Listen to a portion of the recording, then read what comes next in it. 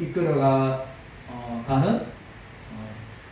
하나님의 종이라고 이야기하겠습니다. 그러니까 하나님을 경외하며 본국으로 귀환할 때 고대했던 남은 자들을 가리킵니다. 이들은 포로 생활 속에서도 여전히 하나님을 사랑하고 예배하였던 자들을 의미합니다. 본문에서 이들은 의를 따르는 자로 묘사되고 있는데 그들은 자칫하면 형식적인 율법 준수에 집착하는 것으로 선민의 명맥을 이어가고 있다고 착각할 수 있지만 이어지는 구절들은 바로 이러한 오해들을 바로 잡아주려고 하는 암시임을 내포하고 있습니다. 자, 2절에 보니까 뭐라고 되어 있습니까? 자, 2절 말씀. 자, 2절 말씀 함께 읽도록 하겠습니다. 2절 말씀. 자, 2절 말씀 시작. 너희 조상 아브라함과 너희를 생산한 사라를 생각하여보라. 아브라함이 나를 지고 있을 때에 내가 듣고 그에게 보여주고 참석해 하였느니라. 너희의 조상을 생각하여 보라. 자, 오늘 하나님은 아브라함을 혈혈단신으로 있을 때 그를 부르셨다고 갈대 우르 가운데 나아갈 여러분 믿음이 뭘까요? 믿음이 뭐죠? 나아갈 바를 알지 못하고 나아가는 것. 이 말은 무슨 말이에요? 그러니까 온전히 하나님을 믿고 나아가는 것이죠. 그러니까 우리가 아브라함을 생각할 때 여러분 아브라함은 본토 친척 아비 집을 떠났다고 했어요. 본토 친척 아비 집을 떠났을 때 자, 여러분들 가운데 우리 권사님들 가운데 본토 친척 아비 집을 이야기할 때 만약에 여러분들에게 적용한다면 본토 친척 아비 집이 어딥니까? 이건 경서교입니다. 근데 본토 친척 아비 집을 떠나라고 할 때 우리의 삶의 터전이 다 있는데 그거 떠나갈 수 있어요, 없어요?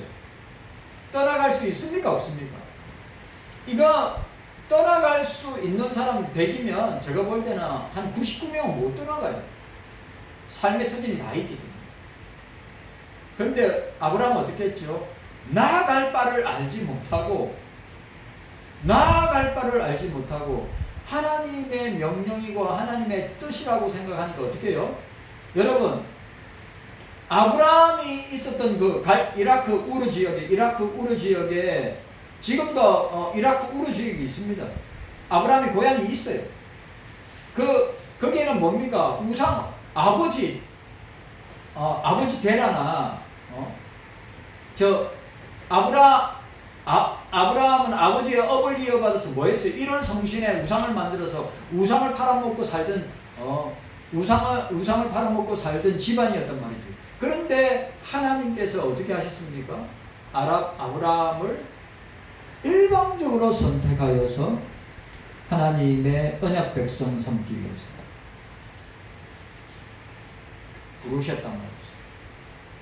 그런데 우리가 중요한 건 뭐냐면 이렇게 주님의 부름 앞에 믿음으로 순종하여서 나아갈 수 있는 사람이 얼마나 될까? 얼마나 그렇게 할 수 있습니까?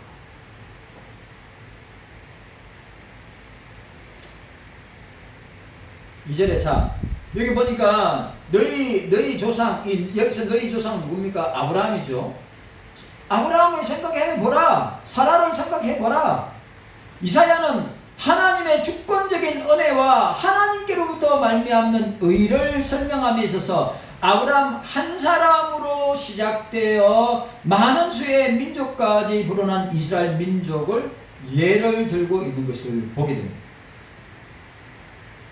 하나님께서 갈대아 우르에 있는 한 사람 아브라함을 부르셨고 그에게 하나님 나라에 관한 약속을 주시되 인간의 안목으로 이해하기 힘든 방법으로 인간의 안목으로 이해하거나 생각할 수 없는 힘든 방법으로 어떻게 하였습니까?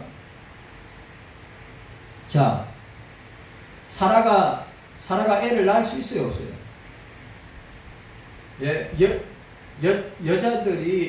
여자들이 저 뭡니까? 여자들이 이제 갱년기가 오면 어떻게 됩니까? 여성 호르몬이 안 나와요. 여성 호르몬이 안 나오면 어떻게 됩니까? 임신을 못 합니다. 그런데 사라의 나이가 90이었어요. 아브라함의 나이가 100세였습니다. 그러면 애를 낳을 수 있어요, 없어요? 애를 낳을 수 있습니까, 없습니까? 의학적으로는 불가능해요.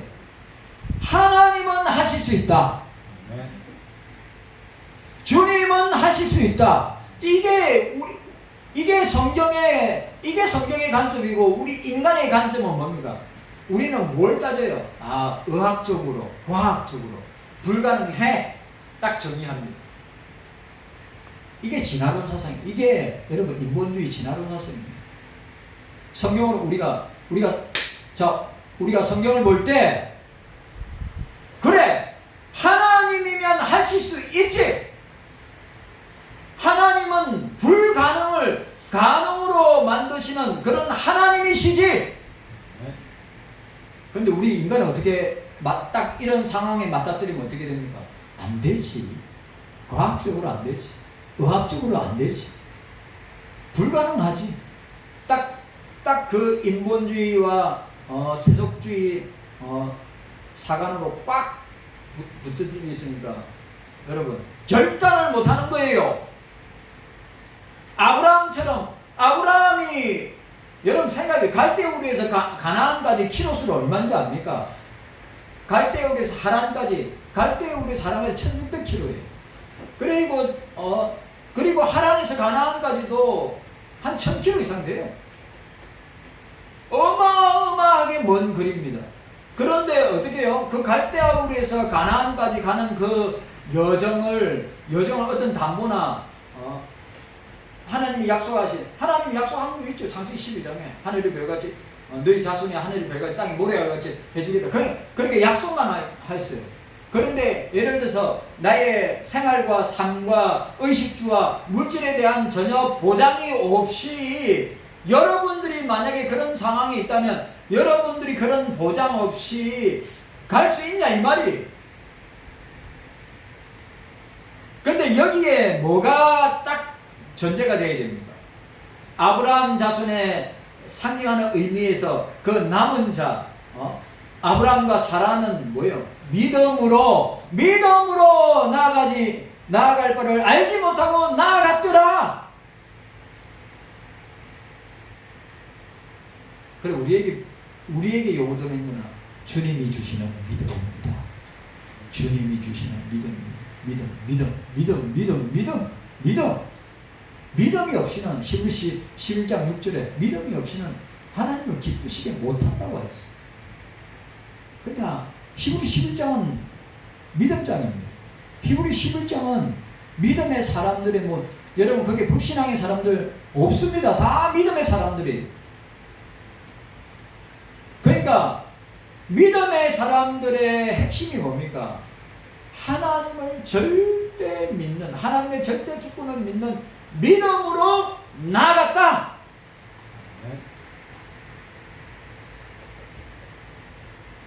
근데 우리는 믿음이 없어요.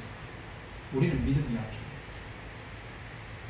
우리는 내 상황이 좋을 때는 믿음이 엄청 좋은 것 같은데, 내 상황이 불리하면 믿음이 엄청 없는 사람입니다.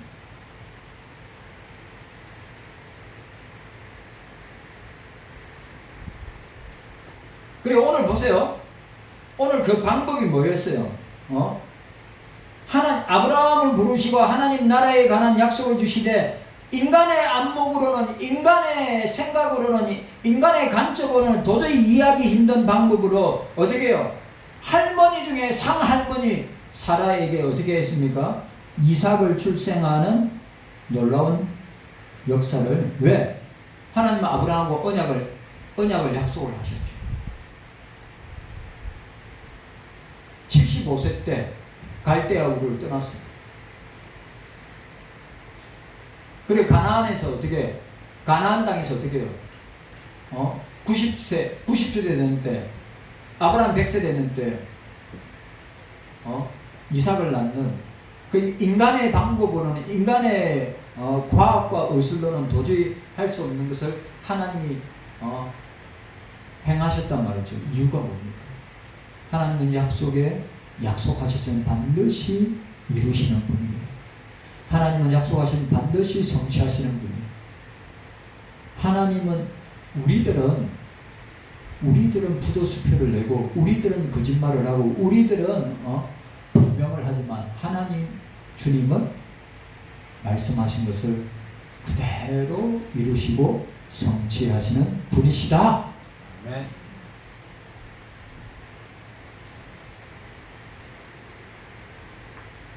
그래 하나님은 약속하신 것을 이루어 나가십니다. 결국 이스라엘이라는 큰 나라를 그 약속 성취로 보여주셨습니다. 여기서 우리는 이 말이 중요해요. 여기서 우리는 하나님의 절대 주권하에 이루어진 하나님 나라를 보게 되는 거예요. 네. 아브라함의 씨를 통해서 아브라함을 통해서 아주 중요한 거 아브라함을 통해서 하나님 당신의 나라를 확장해 나가시고 그 아브라함의 씨를 통해서 아브라함의 족보를 통해서 메시아가 나오게 하시고 그 메시아를 통하여서 죄 가운데 구약시대에는 오실 메시아를 믿음으로 그들을 구원하셨지만 신약시대에는 오셨고 다시 오실 예수님을 믿음으로 구원하는 놀라운 역사를 오늘 누구를 통해서 아브라함과 아브라함의 자손들을 통해서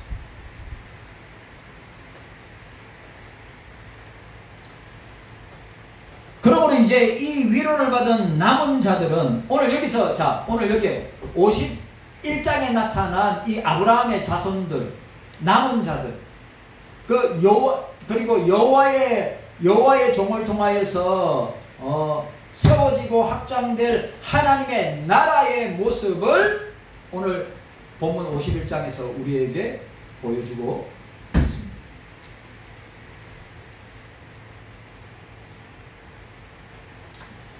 남은 자들은 구원에 관한 절대 주권을 쥐고 계시는 하나님을 소망하게 될 것입니다. 오늘 중요한 말 남은 자들은 오늘 여기서 오늘 51장에 우리가 이사야 전체를 보면 이 사건이 지금 일어나려면 언제 후에 일어나야 될 일, 100년 뒤에 일어날 일이라니까요. 이게 100년 뒤에 일어날 일이에요. 저는 이거 볼 때마다 놀란다니까요. 100년 뒤에 일어날 일들을 갖다가 이사야가 예언을 하고 있는 거예요. 어디까지 내다봅니까? 어디까지 내다봐요 지금? 아니 이 이사야가 어디까지 내다봐요? 예수님이 재림하시고 심판하시고 새하늘과 새 땅 새 예루살렘으로 우리가 삼위일체 하나님께 영원히 영광 돌리고 찬양하고 예배하는 삶까지 내다보고 있는 거예요. 종말까지 내다보고 있는 거라고요. 이사야서 전체는 종말과 함께 새하늘과 새 땅 새 예루살렘 오늘 이게 에덴이 나오잖아요. 에덴이 그거예요. 잃어버렸던 그 에덴을 재창조 새롭게 에덴을 시작하는 것이 누구를 통해서? 메시아를 통해서. 하나님을 소망하게 될 것이며 그들이 어려워질 수 있는 근거를 이 소망 위에 발견하게 될 것이다 라고 말씀하고 있습니다. 자 3절 말씀 우리 3절 말씀 함께 읽도록 하겠습니다. 3절 말씀 3절 말씀 함께 읽습니다. 3절 말씀 시작. 그저 나 여호와가 시온을 그 모든 후회 곳을 이루하여 그 광야를 닫고 그 사람도 여호와의 풍성을 피하였나니 그 가운데 기뻐함과 즐거움과 감사함과 청하는 소리가 있으리라. 자 시온을 위로하고 회복하심으로 말미암아 그 가운데 즐거움과 감사와 여호와를 찬양하는 소리가 가득할 것이라고 말씀하셨습니다. 그래 오늘 여기 보세요. 사막을 에덴 같게 여기 에덴은 하나님이 인간의 거주지로 정하셨던 최초의 장소인 에덴 동산을 가리키죠. 창세기 2장 8절에서 9절. 구약에서 이 호칭은 이상적인 목초지 또는 농경지의 상징을 표현하고 있습니다. 그렇다 그렇다면 자 보세요. 그렇다면 본절은 종말론적인 관점에서도 이해할 수 있는 것인데 1차적으로 본절은 혼자였던 아브라함을 통하여서 큰 민족을 만드셨던 하나님이 포로지의 남은 자들, 바벨론 포로지의 남은 자들을 근거로 이스라엘을 재건하실 것에 대한 예언이란 말이에요. 이해갔습니까? 그러니까 뭐라고 했어요? 사막을 에덴 같게 하고 그 사막으로 여호와의 동산 같게 하겠다는 이 말. 다시 뭡니까? 시온을, 예루살렘을 재건하겠다는 말이에요. 이거. 자, 1차적인 그 사막을 에덴 같게 하겠고 라고 할 때 1차적인 의미는 그 의미를 갖고 있어요. 네? 그리고 무슨 말이냐면 그 예언 성취의 확실성을 강조하기 위해서 완료형으로 사용하고 있는데 종말론적인 성경을 띠고 있는 에덴이라는 호칭으로 물어볼 때 본절은 메시아를 통한 구속 사역의 완성, 더 나아가 메시아의 재림 때에 있을 완전한 구속 사역의 성취에 따른 새하늘과 새 땅의 도래까지 내다보고 예언하고 있는 거예요. 지금 아무도 안 놀래. 이사야는 그까지 보고 있는데. 아니 2750년 전에 사람이 우리가 살게 될 새하늘과 새 땅, 새 예루살렘의 여호와의 종인 메시아를 통하여서 완성하게 될 하나님의 모습을 아브라함의 자손인 남은 자, 신약시대에 주님의 교회에 구원받은 택자들을 통한 미래에 완성될 주님의 나라, 새하늘과 새 땅과 새 예루살렘의 모습을, 그러니까 요한계시록적으로 보면 새하늘과 새 땅과 새 예루살렘의 완성과 함께 우리가 영원토록 삼일체 하나님께 예배하며 찬양하고 영광 돌리는 영생복락의 삶을 오늘 51장에서 이사야가 우리의 마지막 종말의 때, 마지막 때의 모습까지 정확하게 선포하고 예언하고 있다.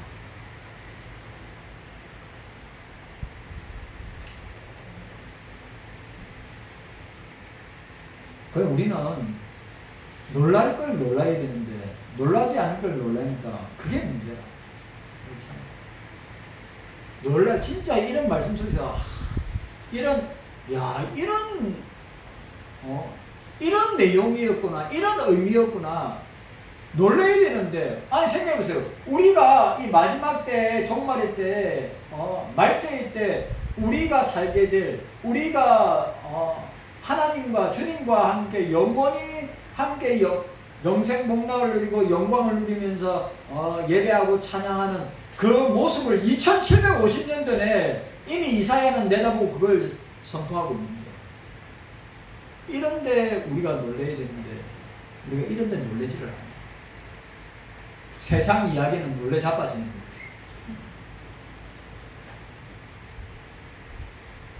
그렇다면 시온의 회복은 아브라함이 창성케 되었다는 것과 같은 의미를 가지고 있음을 우리는 알게 됩니다. 곧 아브라함의 후손들이 시온에 가득하게 될 것인데 그들은 바로 하나님의 의를 추구하는 아브라함의 가족들이 될 것임을 말하고 있는데 이거 뭡니까? 신약시대에 저거 여러분들 이야기해요. 신약시대에, 신약교회 시대에 저거 여러분들 이야기해요.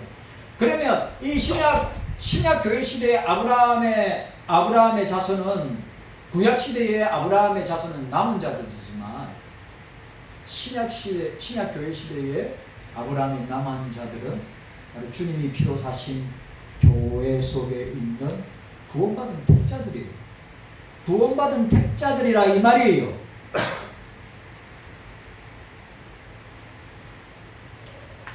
여기서 시온의 회복에 대한 새로운 사실을 우리가 보게 되는데, 하나님께서 한 사람 아브라함을 불러서 그 후손이 장성할 것이라는 약속을 주셨는데 이제 그 약속이 성취되어 시온에 하나님의 의를 추구하는 무리가 가득하게 될 것이다. 그게 어떻게 되죠? 이사야가 오늘 본문에서 어떻게 됩니까? 바벨론 포로의 70년 바벨론 포로 생활을 청산하고 다시 예루살렘에 들어와서 예루살렘 성벽을 재건하는 장면까지 보게 되고, 궁극적으로는 마지막 때에 우리의 모습까지도 우리가 뭡니까? 아브라함의 영적인 가족들이죠.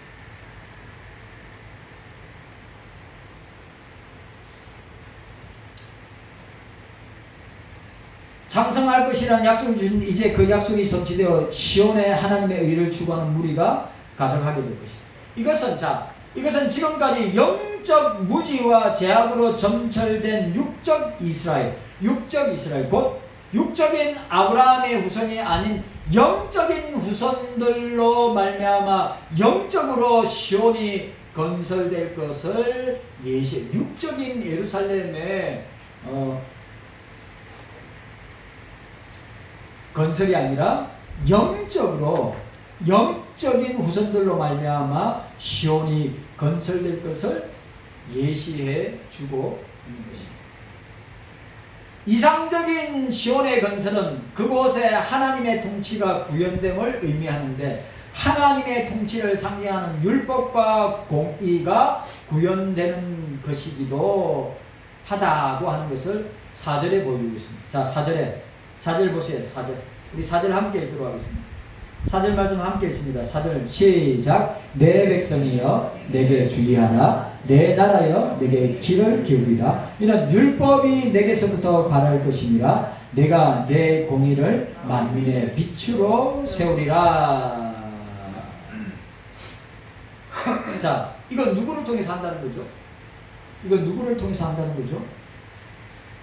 여호와의 종을 통하여서, 메시아를 통하여서 그렇게 할 것이다 라고 하는 것입니다. 자, 여기 보세요. 내 공의를 만민의 빛으로 세우리라. 자, 이 원문을 직역하면 이렇게 됩니다. 나의 심판은 만민의 빛이리라. 그러니까 문맥상의 본절의 율법과 본문의 심판은 동의적으로 사용되어지고 있습니다.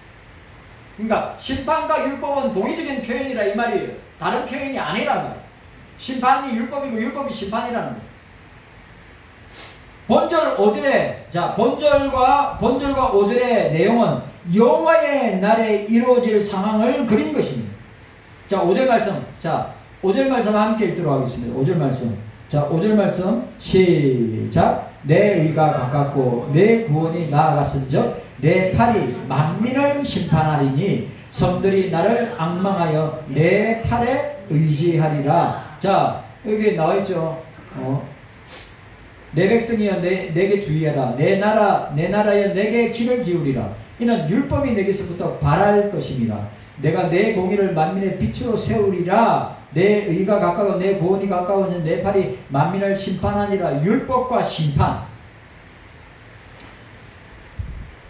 여호와의 날이 이루어질 상황을 그린 이사야 2장 3절과 4절에 또 이방의 공의를 베푸실 종의 노래에 해당되는 42장 1절의 내용과 연관성을 보이는 이러한 측면에서 볼 때 본문의 예언 역시 바벨론 포로 귀환뿐만 아니라 메시아 시대에 이루어질 일들을 통해 온전히 성취될. 자, 내 공의를 만민의 빛으로 세우리라.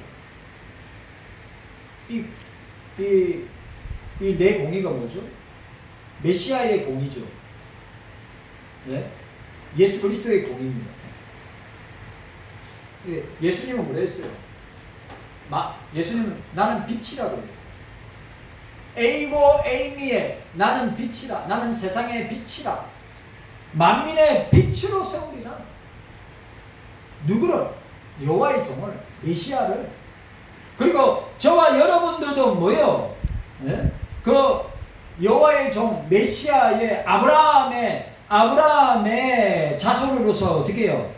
예수 그리스도의 공의를 반사하는 만민에게 예수 그리스도의 의를, 예수 그리스도의 공의를 반사하는 반사체로 우리를 세우시고 사용하게 될 것이다 라고 우리에게 말씀하고 있는 것입니다.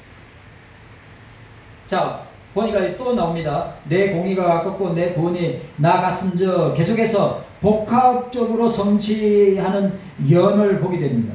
특별히 종말론적인 색채가 짙은 본문은 하나님의 공의와 이스라엘의 죄의 해결을 동시에 만족시킬 수 있는 대속주이신 메시아의 대속사역을 암시해 주고 있습니다. 어디가요? 5절에 내 공의가 가깝고, 공의는 뭐와 같았죠? 심판, 율법. 내 구원이 나아갔은즉 이라고 했습니다. 메시아 대속 사역은 1차적으로 이스라엘의 남은 자를 위한 것이지만 2차적으로는 뭡니까? 이방인의 택한 자들을, 오늘 저와 여러분들을 두고 말씀하고 있는 것입니다. 자, 그런데 불법과 공의의 통치는 만민의 빛으로 드러나게 될 것이다. 그때 열방들이 나와서 여호와를 앙망하면 그 팔을 의지하게 될 것으로 그 의미가 확장되고 있는 것을 우리는 보게 됩니다.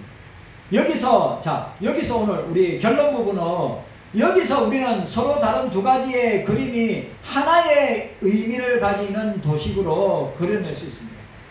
무슨 말이냐? 한 사람 아브라함의 영적 후손들이 창성의 시온의 회복이 되는 것처럼 한 사람 여호와의 종을 통하여서 하나님의 의를 추구하는 무리들이 새롭게 탄생되고 만민의 빛으로 등장하게 될 것이며 여호와의 의와 구원이 만민을 통해 구현될 것임을 우리에게 보여주고 있습니다.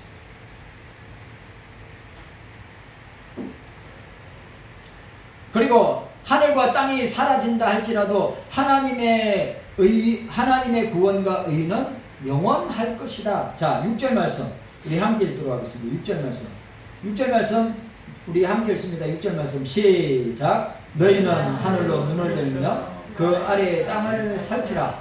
하늘이 연기같이 사라지고 땅이 옷같이 헤어지며 거기에 거한 자들이 하루살같이 죽으려니와 나의 구원은 영원히 있고 나의 의는 변치지 아니하리라. 아멘. 그래, 오늘 여기서 뭘 이야기합니까?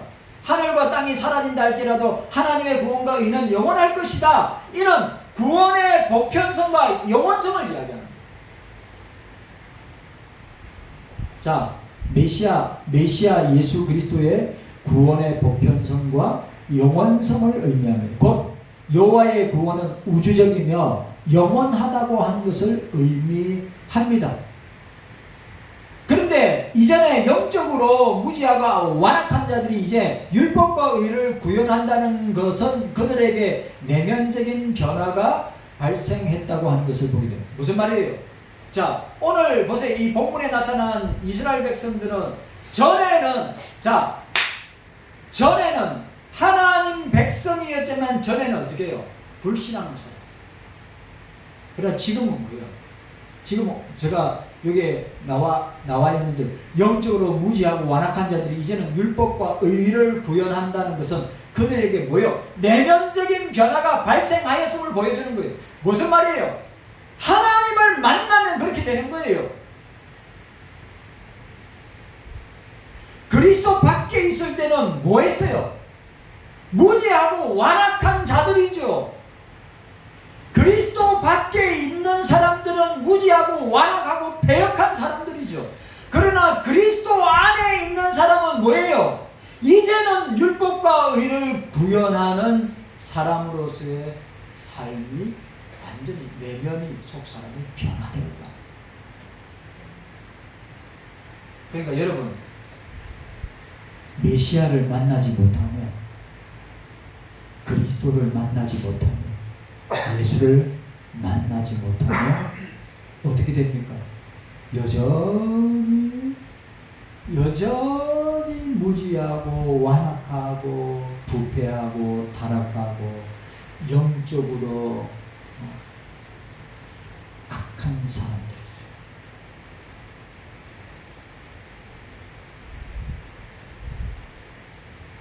여러분, 주님을 만나야 내면이 변화됩니다. 네. 주님을 만나지 못하면 여전히 악한 죄인들입니다. 지옥의 백성입니다.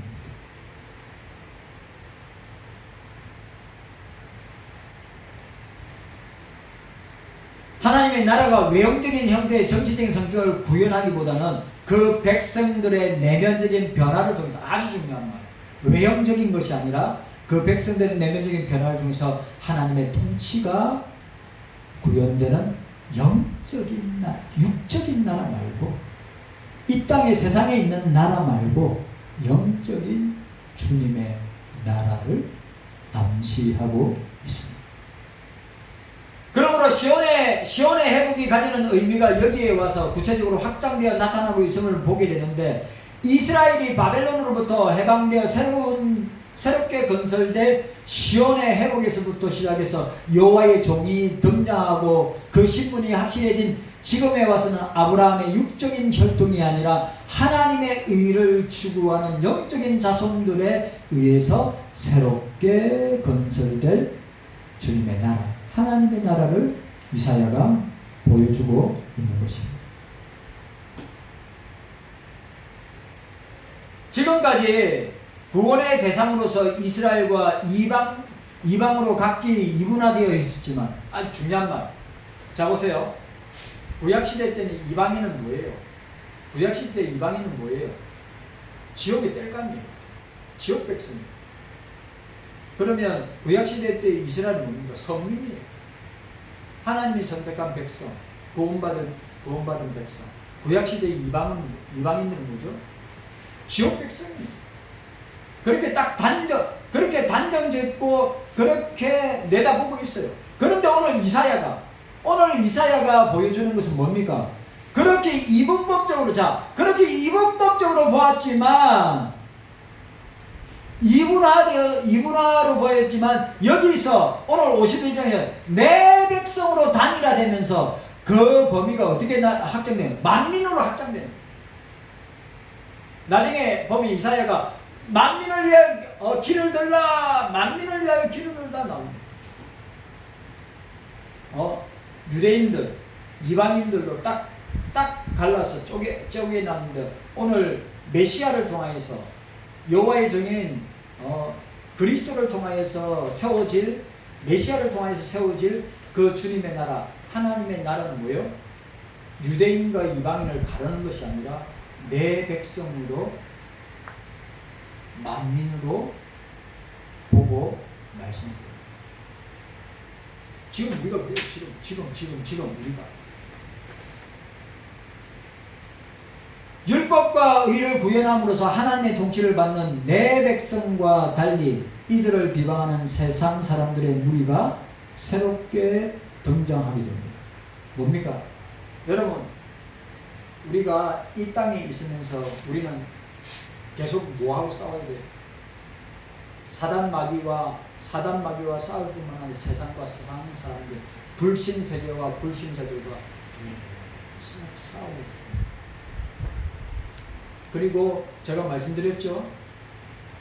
교회와 그리스도인들은 역사의 코너에 몰려서 계속 공격을 당하고 있습니다. 그리고 그런 시대를 살아가고 있습니다. 우리 대한민국만이라도 보세요. 우리 대한민국의 정치, 경제, 사회를 보세요. 어떤가?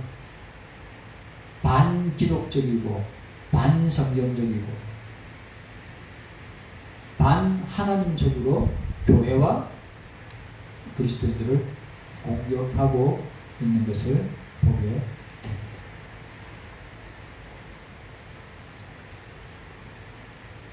그 사람들은 불행히도 하나님의 심판을 받게 될 대상이 될 것임을 우리에게 보여주고 있습니다. 자, 오늘 아브라함의 자손이 상징하는 의미, 그 아브라함의 자손이 상징하는 의미에서 이사야가 이야기하고 있는 아브라함의 자손은 남은 자들이다. 남은 자들이다. 그럼 신약적으로 표현하는 건 뭐예요?